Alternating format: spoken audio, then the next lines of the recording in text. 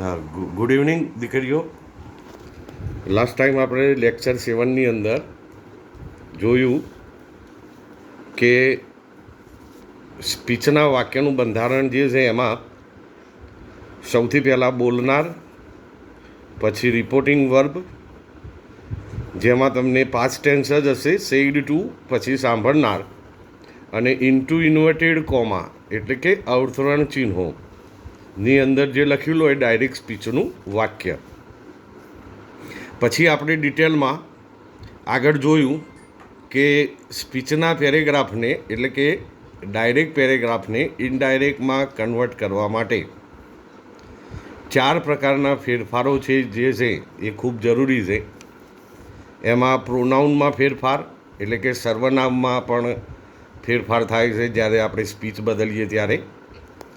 Reporting વર્બમાં થતા ફેરફારો એટલે કે અહીંયા જે સેડ ટુ છે એની જગ્યાએ જેમ અહીંયા આસ્કડનો ઉપયોગ કર્યો કેવી રીતે, તો અહીંયા વાક્ય પ્રશ્નાર્થ હતું એટલે રિપોર્ટિંગ વર્બ આસ્કડ આવે. એ આગળ આપણે ચર્ચા કરીશું રિપોર્ટિંગ વર્બની વિશેષમાં.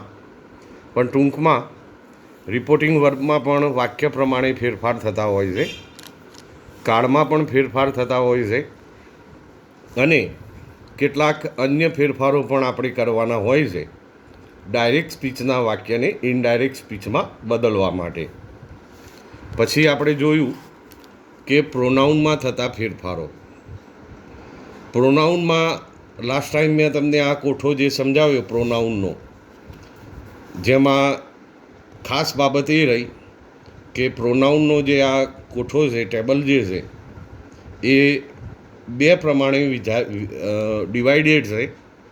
કર્તા વિભક્તિ જેમાં I, we, you, he, she, it, they, પછી કર્મ વિભક્તિ અને માલિકી હકનું સર્વનામ એટલે કે પોઝેસિવ પ્રોનાઉન્સ. આ પ્રમાણે ફર્સ્ટ પર્સન, સેકન્ડ પર્સન અને થર્ડ પર્સન, આ રીતે 2 એંગલથી આપણો જે આ પ્રોનાઉનનો કોઠો જે છે એ ડિવાઇડેડ છે. પછી આગળ ચર્ચા કરીને આપણે જોયું કે ઇન્ટુ ઇન્વર્ટેડ કોમાવાળા વાક્યની અંદર પ્રથમ પુરુષના સર્વનામ આઈ, મી અને માય જો આપેલા હોય તો બોલનારની જાતિ પ્રમાણે બદલવા. એટલે કે આઈને બદલવો હોય તો આપણે જે અહીંયા સ્પીચની અંદર જે બોલનાર હોય છે એની જે જાતિ હોય એ પ્રમાણે આઈ, મી અને માય જે છે એ કન્વર્ટ થાય. એ જ રીતે બીજા પુરુષના સર્વનામ જે છે યુ, યુ અને યોર એ સાંભળનારની જાતિ પ્રમાણે બદલવા. એટલે બોલનાર અને સાંભળનાર, પ્રથમ પુરુષ જે છે એ બોલનાર પ્રમાણે બદલાય અને બીજો પુરુષ જે છે એ સાંભળનાર પ્રમાણે બદલાય. એ જ રીતે પછી છેલ્લે આપણે જોયું લેક્ચર 7માં કે ત્રીજા પુરુષના સર્વનામોમાં કોઈપણ પ્રકારનો ફેરફાર થતો નથી. ફક્ત ધ્યાન એટલું રાખવાનું છે કે પ્રથમ પુરુષના જે સર્વનામો છે એ બોલનાર પ્રમાણે બદલાય, આઈ, મી અને માય, અને બીજા પુરુષના સર્વનામો યુ, યુ અને યોર સાંભળનાર પ્રમાણે બદલાય. પછી શોર્ટમાં એક બાબત બીજી પણ સમજાવી કે પ્રથમ પુરુષનું સર્વનામ જે બહુવચન છે વી, તો સ્પીચની અંદર વી આવે તો જ્યારે આપણે એને ઇનડાયરેક્ટ કરીએ તો ધે થાય, અસ હોય અને એને ઇનડાયરેક્ટ કરીએ તો ધેમ થાય, અને અવરનું ધેર થાય. આટલી બાબત જે છે એ લાસ્ટ ટાઈમ આપણે લેક્ચરની અંદર સમજ્યા. હવે આગળ સર્વનામમાં થતા ફેરફારો આટલા જ છે. એમાં તમારે આટલું જ યાદ રાખવાનું છે કે પ્રથમ પુરુષના સર્વનામ બોલનાર પ્રમાણે બદલાય અને બીજા પુરુષના સર્વનામ જે છે એ સાંભળનાર પ્રમાણે બદલાય. ત્રીજા પુરુષના સર્વનામોમાં કોઈ ફેરફાર થતો નથી. તો આટલી બાબત જે છે એમાં તમારે યાદ રાખવાની છે. હવે કાળમાં થતા ફેરફારો જે છે એનું લિસ્ટ આઉટ આપણે બનાવી દઈએ. એ પણ તમારે તૈયાર કરી દેવાનું છે, એમાં ભૂલચૂક કરવાની નથી. આગળ જોઈએ પોઈન્ટ કાળમાં થતા ફેરફાર.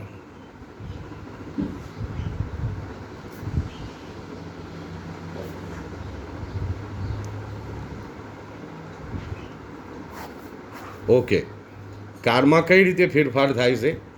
તો એમ, ઇઝ અને આર સ્પીચ જ્યારે બદલીએ તો એનું કરતા પ્રમાણે વોઝ કે વેર થાય. એ જ રીતે હેવ અથવા હેઝ હોય તો એનું કરતા પ્રમાણે જ્યારે કાળ બદલીએ ત્યારે એનું હેડ થાય. સ્પીચમાં એમિઝાર આપ્યું હોય તો કરતા પ્રમાણે વોઝ વેર, જ્યારે એને ઇનડાયરેક્ટ કરીએ ત્યારે હેવ હેઝનું હેડ થશે. એ જ રીતે કેન આપ્યું હોય તો કુડ, મે આપ્યું હોય અને આપણે સ્પીચ બદલીએ એટલે કે ડાયરેક્ટ સ્પીચને ઇનડાયરેક્ટમાં કન્વર્ટ કરીએ તો માઇટ થશે. એ જ રીતે જો મસ્ટ આપ્યું હોય તો મસ્ટ, શુડ આપ્યું હોય તો શુડ. આ તૈયાર કરી દેવાનું છે દીકરીઓ. એ જ રીતે જો ડાયરેક્ટ સ્પીચની અંદર ભવિષ્યકાળ દર્શાવતા વિલ અને સેલ આપ્યું હોય તો એની જ્યારે સ્પીચ બદલીએ ત્યારે વુડ કરવામાં આવે છે, એટલે કે વુડ કરવું. વિલ અને સેલનું વુડ. ફરીથી એમિઝારનું વોઝ વેર. ડાયરેક્ટ સ્પીચમાં એમિઝાર આપ્યું હોય તો એનું કરતા પ્રમાણે વોઝ વેર. હેવ હેઝનું હેડ, કેનનું કુડ, મેનું માઇટ, મસ્ટનું મસ્ટ, શુડનું શુડ. વિલ અને સેલ હોય તો વુડ. એ જ રીતે આઈએનજી વાળું ક્રિયાપદ હોય તો આઈએનજી વાળું ક્રિયાપદ જ રહેશે. એ જ રીતે પીપીટી આપેલું હોય એટલે કે ભૂતકૃદન જો આપેલું હોય તો જ્યારે સ્પીચ બદલીએ ત્યારે ભૂતકૃદન જ રહેશે. આ પ્રમાણે જે ફેરફારો જે છે એ કરવાના હોય છે. આના સિવાય મારી સાથે લિસ્ટ આઉટ કરતા જ રહેજો દીકરીઓ. એ સિવાય આગળ વાક્યની અંદર ડુ કે ડઝ આપેલું હોય એનું ડીડ થાય. ડીડવાળું વાક્ય હોય અને સ્પીચ બદલો તો પૂર્ણ ભૂતકાળ એટલે કે હેડ વડે સ્પીચ બદલાશે. તો આટલી બાબતો જે છે એ સૌથી પહેલાં તમે ધ્યાન રાખો. કાળની અંદર એટલું જરૂરી છે. આના સિવાય ડિટેલમાં હશે તો જોઈશું, પણ આટલા ફેરફારો જે છે એ બહુ ઇમ્પોર્ટન્ટ છે. એમિઝારનું વોઝવેર થાય, હેવ હેઝનું હેડ થશે, કેનનું કુડ, મેનું માઇટ. એ જ રીતે મસ્ટ, એનું ભૂતકાળ મસ્ટ જ છે. શુડનું ભૂતકાળ શુડ. વિલ અને શેલનું વુડ ભૂતકાળ થશે. આઈએનજી વાળું ક્રિયાપદ હોય તો આઈએનજી વાળું જ રાખવાનું. ભૂતકૃદન હોય તો એને ભૂતકૃદન જ રાખીશું આપણે. એ જ રીતે ડુ કે ડઝ હોય તો ડીડ થાય અને ડીડ હોય તો એનું હેડ વડે પૂર્ણ ભૂતકાળ બને. એ જ રીતે સિમ્પલ પ્રેઝન્ટ ટેન્સ હોય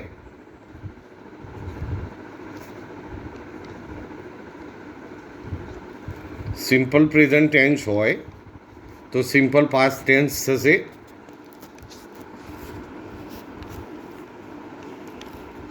એટલે કે સાદા વર્તમાનકાળનો સાદો ભૂતકાળ.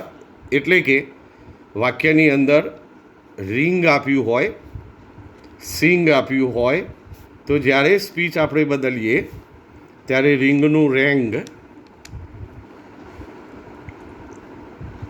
અને સિંગનું સેંગ આ રીતે સાદો વર્તમાનકાળ એટલે ક્રિયાપદનું મૂળ રૂપ, તો એનું પાસ્ટ ટેન્સ થશે. એ જ રીતે આઈએનજીવાળું ક્રિયાપદ આઈએનજીવાળું રહે, ભૂતકૃદન હોય તો ભૂતકૃદન. આટલા ફેરફારો જે છે એ તમારે યાદ રાખવાના છે.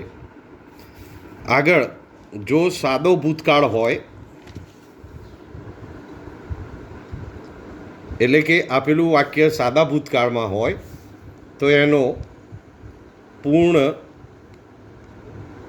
ભૂતકાળ થાય.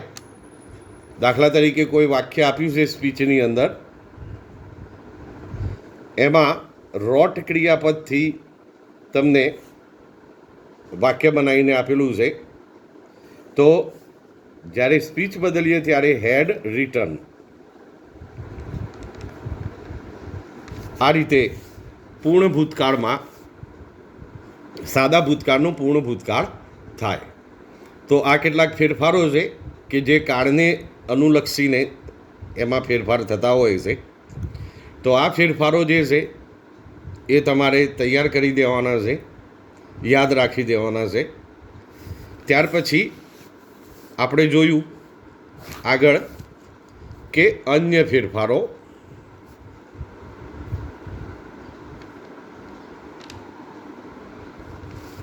અન્ય ફેરફારોમાં સ્પીચની અંદર ધીસ હોય તો ધેટ થાય, ધીઝ હોય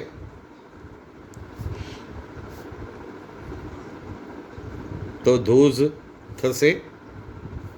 એ જ રીતે હિયર હોય તો ધેર,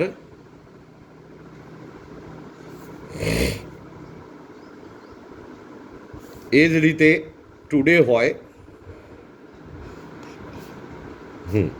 તો એનું ધેટ ડે. યસ્ટરડે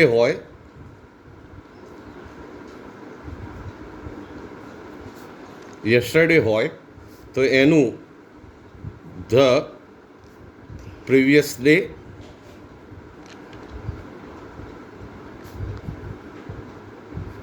તો તેનું પ્રીવિયસ ડે. ટુમોરો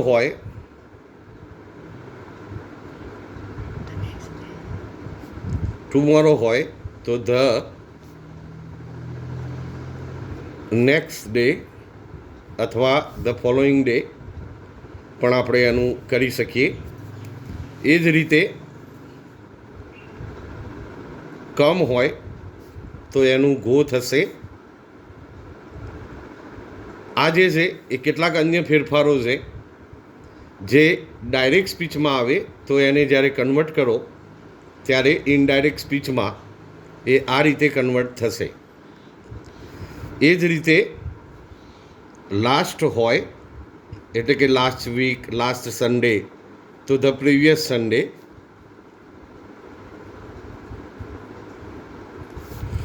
અને નેક્સ્ટ હોય એટલે કે નેક્સ્ટ વીક, નેક્સ્ટ મંથ તો એનું the following month, the following week. આ રીતે આ પણ કેટલાક ફેરફારો છે કે જે તમારે સ્પીચ બદલતી વખતે જો આવે તો કરવાના રહેશે. એટલે આને પણ તમારે યાદ રાખી દેવાના છે. તો આ રીતે અહીંયા આપણે આજે બે પ્રકારની વાત કરી કે કાળમાં થતા ફેરફાર, જેમાં આપ સમજી શકો છો કે જ્યારે સ્પીચ બદલીશું ત્યારે આ પ્રકારના ફેરફારો જે છે આપણે કરતા રહીશું. કાળ સિવાય આપણે અન્ય ફેરફારો પણ ધ્યાનમાં રાખવાના છે, જેમાં ધીસનું ધેટ, ટુડેનું ધેટ ડે, હિયરનું ધેર. તો એ રીતે આ જે છે એ તમારે તૈયાર કરી દેવાનું છે. આટલી પૂર્વ ભૂમિકા પછી આપણે એક પેરેગ્રાફ જે છે એ સમજતા પહેલાં આપણે આગળ એક વાત કરી લઈએ સ્પીચ જે છે એમાં મુખ્યત્વે 4 પ્રકારના વાક્યો વપરાતા હોય છે. એમાં સૌથી પહેલું પ્રશ્નાર્થ વાક્યનું રૂપાંતર, એટલે કે ઇનડાયરેક્ટ સ્પીચની અંદર જે વાક્ય આપેલું હોય એ વાક્ય જો પ્રશ્નાર્થ હોય તો એની સ્પીચ જ્યારે બદલીએ તો કઈ કઈ બાબતોનું ધ્યાન રાખીશું એ પહેલાં સમજી લઈએ અને પછી આપણે એક ઉદાહરણથી એને સમજીશું. તો સ્પીચની અંદર જ્યારે પ્રશ્નાર્થ વાક્ય આપ્યું હોય તો પ્રશ્નાર્થ જે છે એ 2 પ્રકારના. સૌથી પહેલી બાબત ક્લિયર સમજી લો. 4 પ્રકારના જે ફેરફારો છે એ ફેરફારો પછી તમારે આ વાક્યના ફેરફારો જે છે એ સમજવાના છે. પ્રશ્નાર્થ વાક્ય હોય તો રિપોર્ટિંગ વર્બ આસ્કડ આવે, સેડ ટુની જગ્યાએ આસ્ક આવશે, રિપોર્ટિંગ વર્બ સેડ ટુની જગ્યાએ.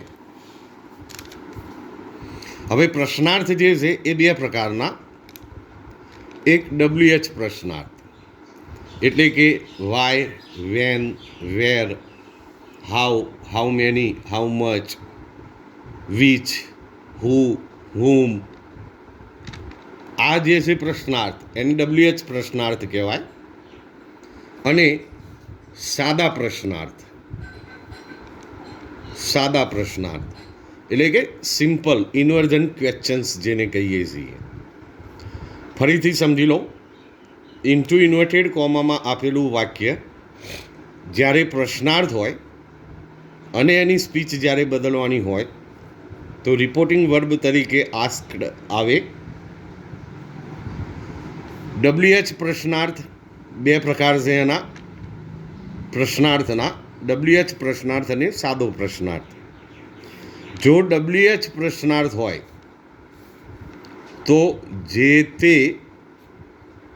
WH સંયોજક બને. જેમ આપણે ટોલ્ડ સાથે ધેટ વાપરીએ છીએ, જેમ કે મહેશ ટોલ્ડ મોના ધેટ, તો એ રીતે સ્પીચની અંદર જો પ્રશ્નાર્થવાળું વાક્ય હોય તો રિપોર્ટિંગ વર્બ આસ્કડ આવે. જો WH પ્રશ્નાર્થ હોય તો જે તે WH સંયોજક બને, એટલે કે હુ, હુમ, હુઝ, વિચ, વાય, વેન, વેર. વેરવાળું વાક્ય હોય WHERE તો વેર જે છે એ સંયોજક બની જશે. વાયવાળું વાક્ય હોય તો WHY જે છે એ સંયોજક બની જશે. એટલે જે WH હોય એ WHને તમારે સંયોજક તરીકે વાપરવાનો રહેશે. જો સાદો પ્રશ્નાર્થ હોય, એટલે કે ઇન્ટુ ઇન્વર્ટેડ કોમાની અંદર જે આપેલું વાક્ય છે સ્પીચની અંદર, એ જો સાદો પ્રશ્નાર્થ હોય તો સંયોજક ઇફ આવે. ફરીથી સમજી લો. પ્રશ્નાર્થ વાક્ય હોય તો રિપોર્ટિંગ વર્બ જે છે એ આસ્કડ આવે. હવે એમાં ડિટેલમાં પ્રશ્નાર્થ 2 પ્રકારના, WH પ્રશ્નાર્થ અને સાદો પ્રશ્નાર્થ. એમાં WH પ્રશ્નાર્થ હોય તો જે તે WH સંયોજક બને, અને સાદો પ્રશ્નાર્થ હોય તો ઇફ જે છે એ સંયોજક બને.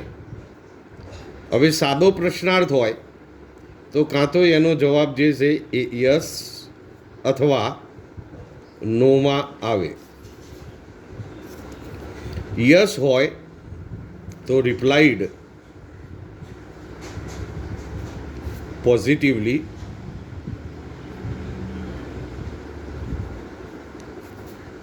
અને નો હોય તો રિપ્લાઇડ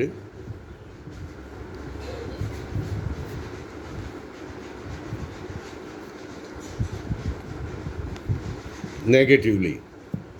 આ રીતે આપણે સ્પીચની અંદર પ્રશ્નાર્થ વાક્ય હોય તો એને કન્વર્ટ કરતી વખતે આટલી બાબતોનું ધ્યાન રાખીશું. હવે કેટલાક ઉદાહરણોથી આ બાબત જે છે એ આપણે સમજીએ.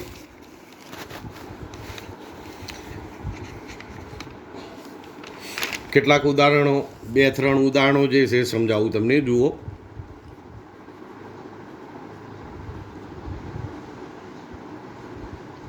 Mrs Raval said to Mr. Raval,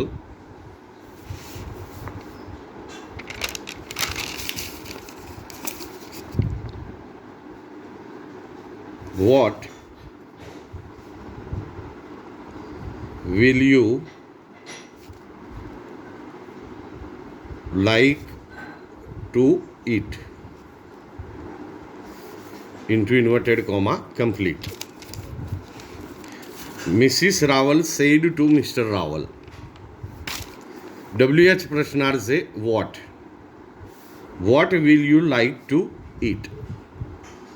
હવે આ વાક્ય જે છે એની સ્પીચ મારે બદલવી હોય તો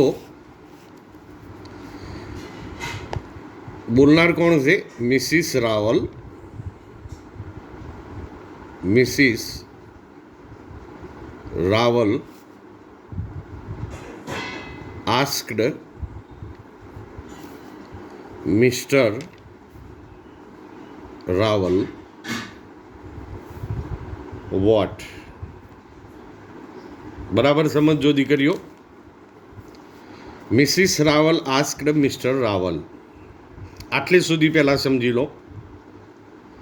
ઇન્ટુ ઇન્વર્ટેડ કોમાની અંદર આપેલું વાક્ય જો પ્રશ્નાર્થ હોય, પહેલા નંબરે હોય કે બીજા નંબરે હોય કે પેરેગ્રાફમાં ગમે તે નંબરે હોય, પ્રશ્નાર્થ વાક્ય હોય તો રિપોર્ટિંગ વર્બ આસ્કડ આવે. એટલે Mrs Raval asked Mr Raval, મેં ટોલ્ડની જગ્યાએ પ્રશ્નાર્થ વાક્ય હોવાને કારણે રિપોર્ટિંગ વર્બ જે છે એ આસ્કડનો ઉપયોગ કર્યો. હવે WH પ્રશ્નાર્થ હોય તો જે તે WH સંયોજક બને. એટલે અહીંયા WH વાળો પ્રશ્નાર્થ છે આપણે વોટ, તો મેં સંયોજક તરીકે વોટનો ઉપયોગ કરી દીધો. હવે બાકી શું રહ્યું? Will you like to it. હવે અહીંયા ધ્યાન આપજો દીકરીઓ, પ્રશ્નાર્થ વાક્ય હોય તો એને સાદું કર્યા પછી કાળ અને અન્ય ફેરફારો કરવા. ફરીથી, પ્રશ્નાર્થ વાક્ય હોય સ્પીચની અંદર તો એ પ્રશ્નાર્થ વાક્યને સાદું કર્યા પછી કાળ અને અન્ય ફેરફારો કરવા. પ્રશ્નાર્થ વાક્ય વિલ યુ, હવે સાદું કરવું હોય તો શું છે? મોટી જાદુગરી નથી કરવાની. આ યુ કરતા છે અને આગળ લાવી દો એટલે યુ વિલ સાદું થઈ ગયું. You will like to it, આ સાદું થઈ ગયું મનમાં. હવે સાદું થઈ ગયું, જે આવ્યું સિમ્પલ સેન્ટેન્સ એને આપણે બદલીશું. તો યુ જે છે એ બીજો પુરુષ છે. બીજો પુરુષ સાંભળનાર પ્રમાણે બદલાય. સાંભળનાર છે મિસ્ટર રાવલ એટલે હી.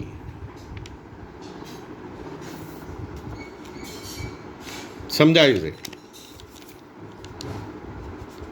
ફરીથી, ઇન્ટુ ઇન્વર્ટેડ કોમામાં પ્રશ્નાર્થ વાક્ય હોય તો રિપોર્ટિંગ વર્બ આસ્કડ આવે, અને જો WH પ્રશ્નાર્થ હોય તો જે તે WH સંયોજક બને. પછી ઇમ્પોર્ટન્ટ બાબત છે, આ વિલ યુ જે છે એનું સાદું શું થાય? You will. કેન યુ હોય તો એનું યુ કેન. આવી રીતે સાદું કરવાનું છે. સાદું કર્યા પછી એમાં ફેરફારો કરવાના. સાદું કરીએ એટલે યુ આગળ આવે. યુ જે છે એ બીજો પુરુષ છે. બીજો પુરુષ સાંભળનાર પ્રમાણે બદલાય. સાંભળનાર છે અહીંયા મિસ્ટર રાવલ એટલે મેં લખ્યું હી. ક્લિયર? વિલ અને શેલનું શું થશે ભૂતકાળ? Would. What he would. Would could should પછી બધું મૂળ રૂપ જ આવે એટલે what he would like to it. પછી આપણે ફૂલ સ્ટોપ કરીશું, પ્રશ્નાર્થ નહીં રાખીએ વાક્યને. આ જ રીતે બીજું ઉદાહરણ જોઈએ.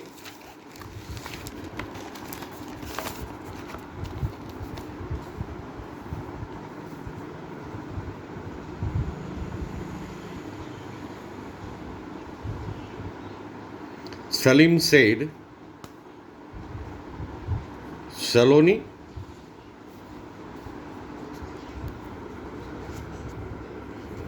what are you reading? What are you reading? હવે આને કન્વર્ટ કરીએ આપણે. સલીમ બોલનાર છે, સલોની સાંભળનાર છે, અને જે આપેલું વાક્ય છે એ પ્રશ્નાર્થ છે. એટલે પહેલાં હું લખી દઈશ, Salim asked Saloni. Salim asked Saloni. WH પ્રશ્નાર્થ કયો છે અહીંયા? વોટ. તો WH પ્રશ્નાર્થ જે હોય એને આપણે સંયોજક બનાવી દઈએ, એટલે વોટ.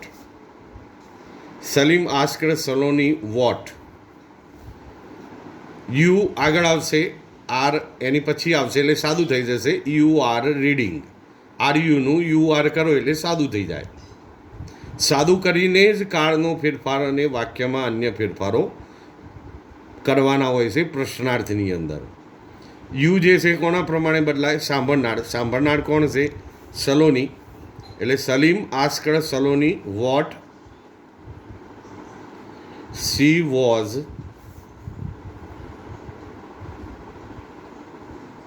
રીડિંગ. ફૂલ સ્ટોપ કરી દઈશું.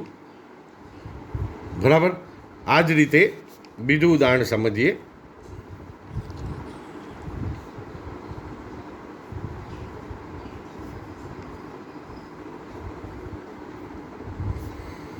My father said,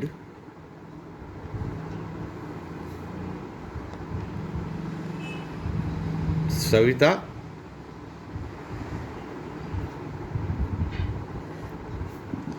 what have you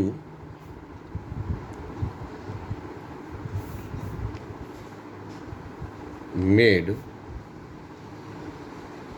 for me? હવે આ વાક્યની અંદર માય ફાધર બોલનાર છે.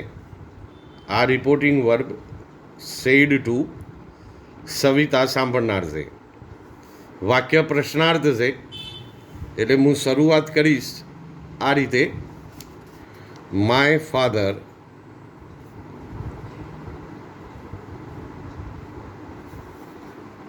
આસ્ક્ડ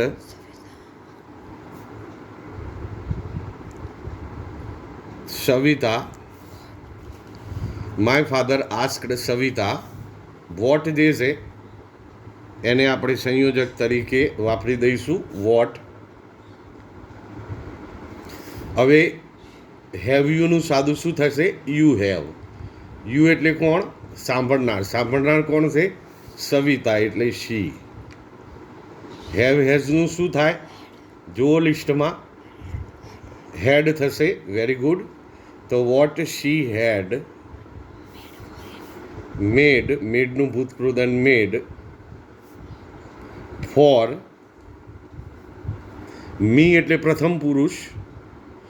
પ્રથમ પુરુષ કોના પ્રમાણે બદલાય? બોલનાર પ્રમાણે.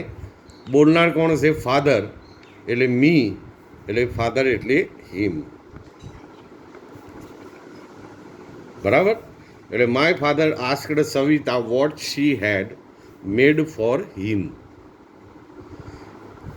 આટલી બધી બાબતોનું ધ્યાન રાખવું પડશે તમારે. આમાંથી એક પણ ભૂલ તમે કરશો તો માર્ક કપાઈ જશે.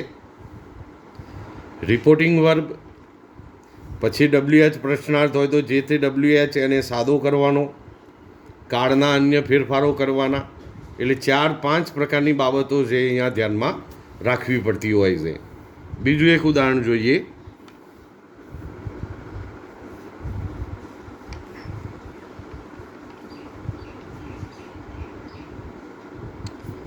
Rama said to Ram, will you